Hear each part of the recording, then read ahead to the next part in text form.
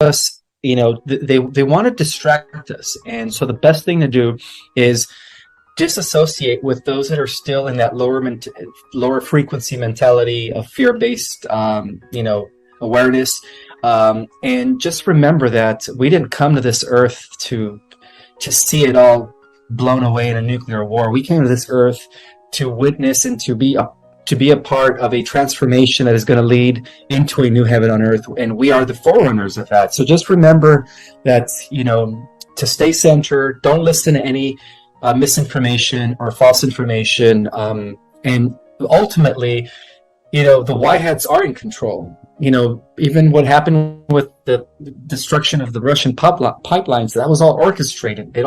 It's all part of a greater agenda that is going to be in favor of humanity in the end. And so the best thing to do is just stay grounded, and just understand that there is a plan that is unfolding, and keep your focus on the things that you want. Keep your focus on what your version or your interpretation of what heaven on earth is like, and just put all your energy and attention to the things that you want to manifest, because that is you being in your power. When you give your power away is when you are no longer putting your attention and focus on the things that you want to create. So just remember that, we are all co-creating our collective reality, and our individual reality through our thoughts, through our emotions. So it is up to you to allow what's gonna, rent space in your head. I guess that's the best way to do it. Be in control of your mind at all times. Yeah, because I think, a lot of people who watch are very well aware that we all are run by our subconscious mind until we become aware of it. So we've all got programs that we've received since before we were born that are running through our subconscious mind. But once you have an awareness of that, then you have a conscious choice to recognize when those programs are kicking in, don't you, and do something about it. So it's a fine balance, isn't it, Ismael, about people finding out information in enough detail that serves them without then staying there in that mindset that makes them feel out of control and even more fearful. How do you manage that? Through meditation and grounding every morning. And this is something I said in a prior interview, that the best thing to do is, upon waking up every morning, is be grateful, give thanks, ground yourself, center yourself, and set the intention for the day. And shield yourself, in a blue sphere of, I always call it a white bubble, but then I also use the blue one because it represents the blue sword of Michael, the archangel. And I always invoke the presence of my guides and my ancestors. And I go on with my day because, I am aware that ever since I came into the limelight, I've had a lot of people that are attacking me, spiritual, like psychic warfare. And the only reason why they haven't been successful in their witch attacks against me, right, their sorcery, is because of my protection. I'm very well grounded, and I have a lot of protection around me at all times. And that is the reason why the haters or the people that are trying to send me some psychic attacks are failing, because I do this thing every morning, and I think everyone should too. That's our only way to protect ourselves, not just physically, but psychically, emotionally, and spiritually, from those that are trying to attack us.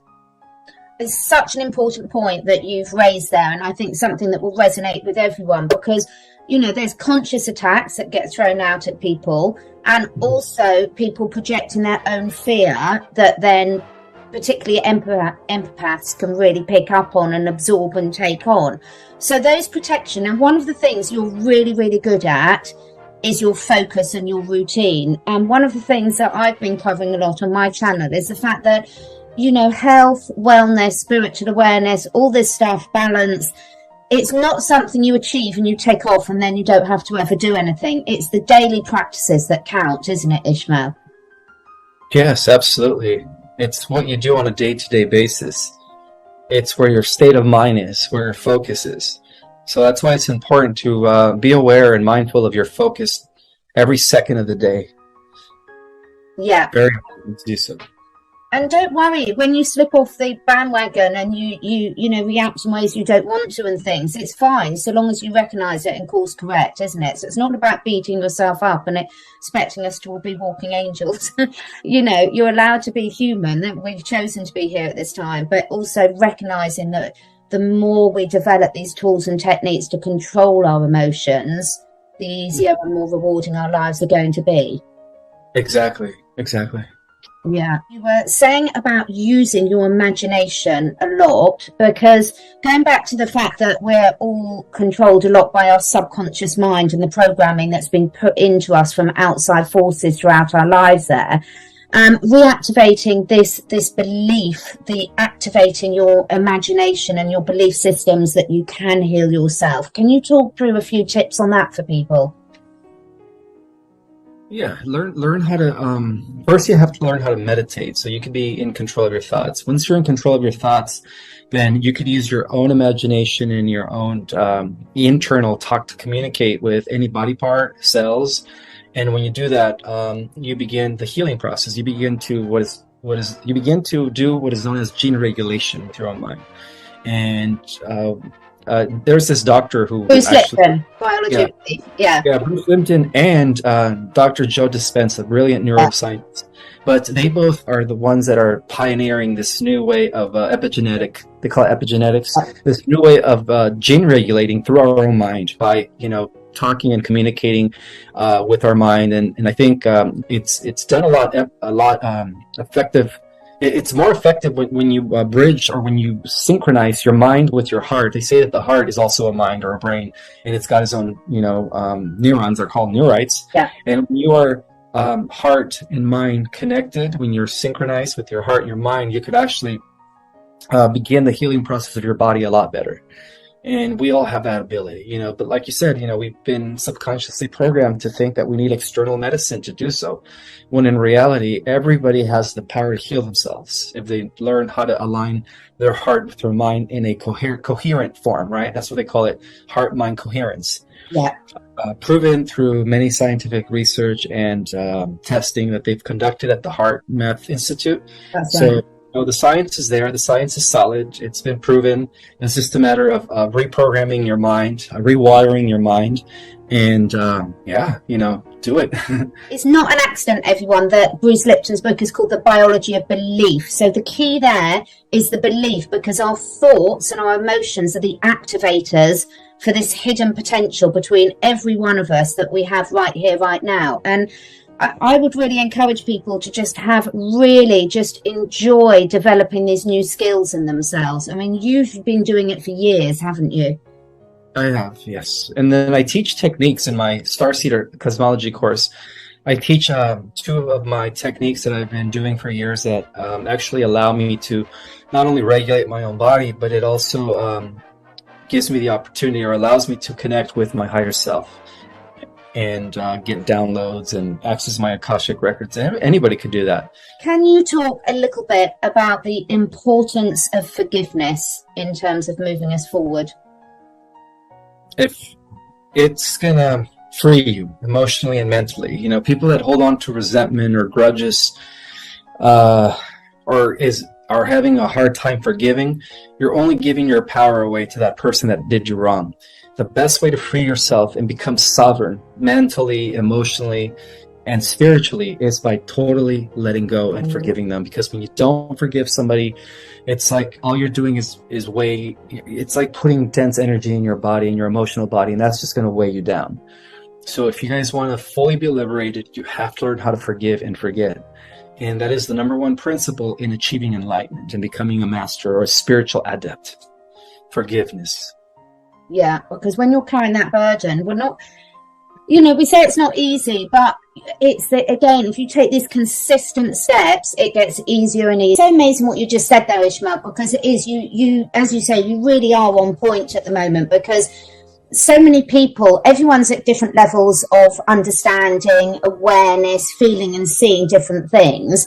And one of the things that you just touched on there about information and who to trust, because a lot of people who's watching channels like mine and watching your information, they've realised that they can't trust the mainstream. But equally now, they're substituting that for alternative sources, and questions are being asked there as well. And one of the things I heard you say, I think it was on one of your Instagram posts, was that the heart doesn't lie.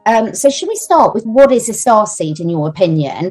And how does a starseed sort of get their information and determine whether it's from a good source? Starseeds are the most advanced souls in the multiverse that chose to come at this time to help the planet ascend.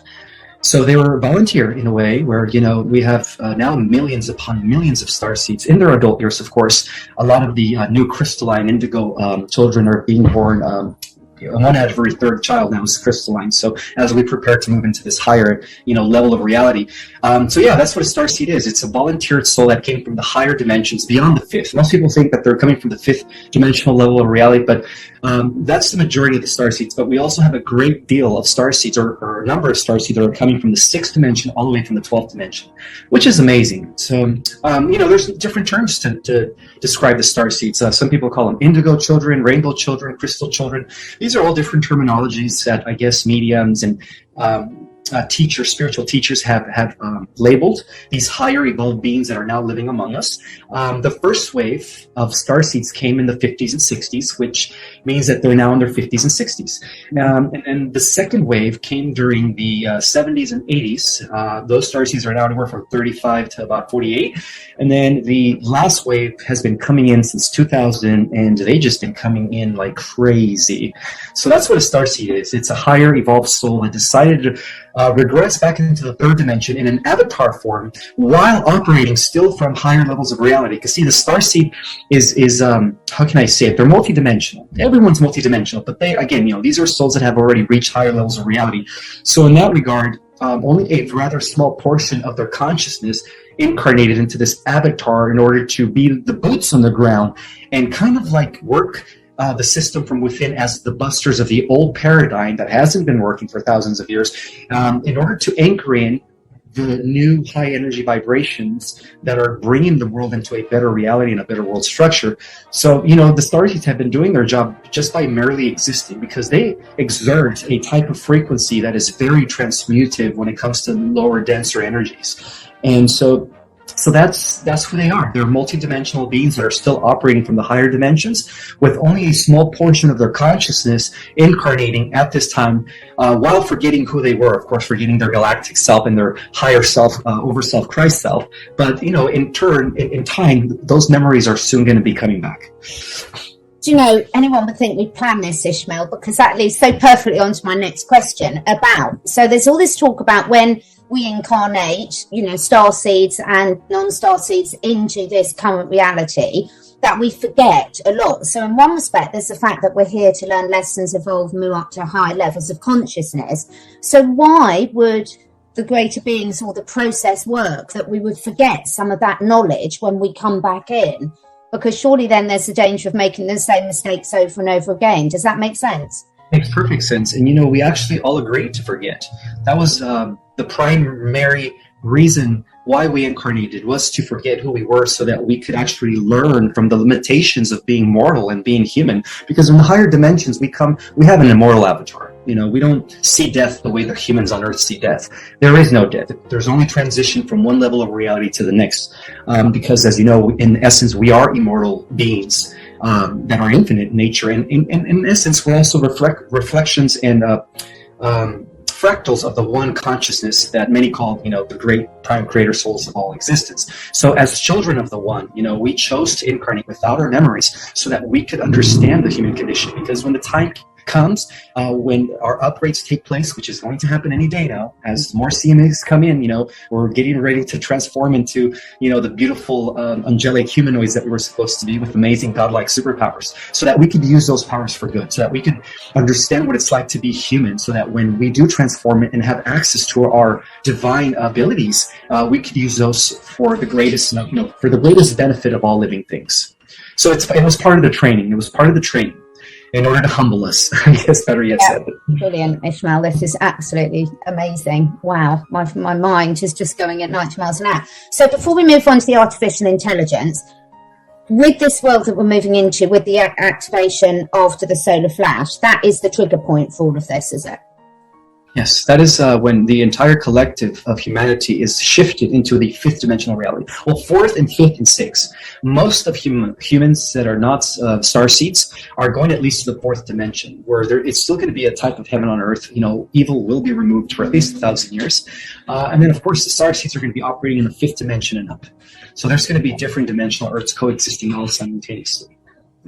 Amazing. And in this when this happens, because we're all energy and all light, will, in this new stage we're moving into, will we need to eat? It all depends on you. Once you're in the fifth dimension, you could live off of prana, energy, chi, universal life force. Yeah, so people in the fourth dimension who are actually the younger souls, and that's what I call in my book the newbie souls, the ones that are starting their evolution from the bottom up, which first started as the consciousness of a mineral, and they moved up to the animal, plant kingdom, and then they moved up to the animal kingdom, and then up to the human kingdom. Those souls are still going to be eating food. So people in the fourth dimension or fourth dimensional realities, the people in those existences still have to eat food because their body is not fully yet crystalline. Their body is a 50%. They always come at the most inappropriate times. Go on, right. So there'll be differences and there'll be choices. Yes, absolutely. There's also going to be different levels of upgrades, and that's why this corresponds with what I've been saying, that we're going to be entering the age of superheroes, and these movies have implanting in our brains. That's what, they're dropping these seeds. Marvel, DC. In fact, the writers of these comics were actually insiders that had access to the truth. And so they decided to, in a nonchalant way, to kind of reveal it and expose it, by creating their own stories and their own themes in the form of superheroes. But what they were really doing is they were preparing us for what was to come here on the earth. In terms of, have you got any information that either you've been given or you envisage in terms of sort of day-to-day life? Because humans have become so separated in a lot of places of the world from nature and the planet that when you separate yourself like that, whether it's consciously, but obviously by design, the evil people have actually made that by design. But do you see us returning back more to being much more connected with nature and all creatures, great and small, and therefore big differences in the way that most humans are actually living their life? Absolutely. That's all part of the fifth dimensional reality that we're going to be entering, the fourth dimensional too. It's only in the third dimension where things seem to be very opposite. Contrast is very highlighted. Things seem to be very separated, which is really an illusion because everything's interconnected. All living systems are actually operating as one big cosmic or organism. And so I believe that as many of us make the shift, the lines of communications with the animals, the plants, the planet itself is going to be once again be restored. And yes, we're definitely, and a lot of us are already starting to do that. Many of us, as part of our daily ritual, is that we go out there and we spend time in nature, whether it's going for a hike, whether it's going to the ocean, whether it's going to a river, a lake, wherever there's Mother Earth, and stones, rocks, minerals, and we stay there and we establish some sort of communion, right? Some sort of relationship with the elements. A lot of us are already doing that, so it's already happening. We're going back to that natural way of life with positive technologies, of course. Absolutely. And it makes such difference, doesn't it? Because it connects you back into yourself, because it's very difficult with the modern way of living, to actually be able to tune in and listen to yourself. So one of the things that you talk a lot about, and you touched on it at the beginning, Ismael, was about how can people start to really discern and trust themselves about when they're getting information from sources that they can trust. So if you've got any tips or guidance for people on that, because I know it causes people a lot of stress and anxiety at the moment. Yes, there's this thing called channeling, and you have to be very careful with who you channel, because there's a lot of tricksters out there. They're opposing to be Federation. They're opposing to be Ashtar and stuff. They're actually bringing in misinformation and false light. So we have to have the discernment as to the proper, accurate information as to, in terms of understanding the data, understanding the accuracy of it, actually, is what I'm trying to say. So one of the methods that I use when I'm tapped in and I'm receiving downloads is I feel it in my heart. If I don't feel it in my heart, then I ignore ignore it because it's somebody else trying to intercept the transmission in order to give me false information. And that's when you feel it in the pit of your stomach. So that's one of the discernment tools that I use to actually, figure out which information is accurate coming from, sources that are actually benevolent, that are probably part of my star family, that are coming from God, creator source, prime creator source, to those that are coming from the fallen ones or the tricksters or those that are posing as angels of light when they're really not. So that's one of the keys that I use, is I feel it in the heart, because the heart is really where it's the seat of creation. The heart is the seat of intuition. It is the seat of all knowing. It is the seat of understanding. And it's also a way to discern, because the heart doesn't lie. The heart is in tune with everything. And that's why it's just amazing. That's why so many people, like some of the ones we've mentioned before, Greg Braden, Bruce Lipton, Joseph Spencer, and many others, the Heart Math Institute, have been really trying for years now to try and get people to move more from their head space into the heart space so it's more imbalanced. And is that something that you cover as well in some of your courses? I do mention that, but I also teach modalities and techniques and methods that allow people to activate their multidimensional consciousness so that they could have access to their own Akashic records and, information regarding who they are in other lives and who they are in higher dimensions as well. Brilliant. Absolutely brilliant. So in terms of the sort of, there's so much information you've covered, and I know you're so busy, so I'm trying to keep it succinct, but in terms of one other question that came to it, you were talking about Tartaria, mentioning about that. Can you just give me a little bit of indication of what you were saying there? Was that a parallel reality? And does that touch on the Mandela effect as well, where different people are saying different things? Absolutely. Yes, there's a different parallel Earths that are coexisting with this Earth. And so in one of the parallel Earths, the fourth and fifth dimensional Earth known as Terra never felt. And that's why they get the name Tartaria. It's an extension of Terra. In that world, the magic is still around, the fairies are still around, the free energy devices are still around. It's a very highly spiritually advanced civilization where everyone in that world is living in harmony. And so that used to be a part of our history. But again, through CERN and other negative technologies that have been initiated by the Grey Draco Alliance, they've actually thrown us off of that timeline. Or what they did is they tried to erase that part of our history in order to replace it with their false history that they've been teaching, right? To keep the false narrative alive and kind of lock us into this matrix. Because the truth of the matter is we are still connected to Tartaria, to the magical world of divine beings, and where everyone lives in harmony and everyone is spiritually connected to the divine, where there is no organized religion and none of that, So that aspect of reality still exists. And so as we collapse the timelines and as we re-enter the fourth and fifth dimensional Terra Earth, all that stuff is coming back into our existence. So it's going to be beautiful. It's absolutely beautiful. And it's so interesting how many people, despite all the censorship and despite all the best interest, are actually accessing this. And my belief is that a lot of it is because a lot of their memories are returning, and a lot of this activation, as you touched on, for some individuals has already started to happen, and therefore they can pull. I mean, your level, obviously, of information, knowledge, and pulling it all together is just off the scale. It's absolutely fantastic. So in terms of practical things, we've touched on some of it, but there's a lot of people looking at the moment. They're spending an awful lot of their time, which is really wonderful, because they've got a different level of awareness completely to what they may have had a couple of years ago. And now, Ismael, they're really wanting to say, right, what is the best use of my time? How can I be of service to make sure this happens at the right time? I was just about to say as quickly as possible, but at the best time, the most beneficial for all things and the planet as a whole, and also very much for themselves. So have you got any advice about what they can be doing? Yes, being mindful, knowing that every second of the day you're co-creating reality with your state of emotions and your thoughts. So if you could just practice mindfulness, or at least be aware of your thoughts throughout the day.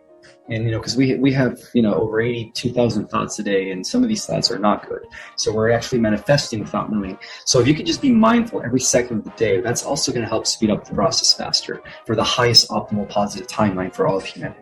So the more people begin to do that, the faster we're going to bring in this reality for the collective. And, of course, meditation is a key.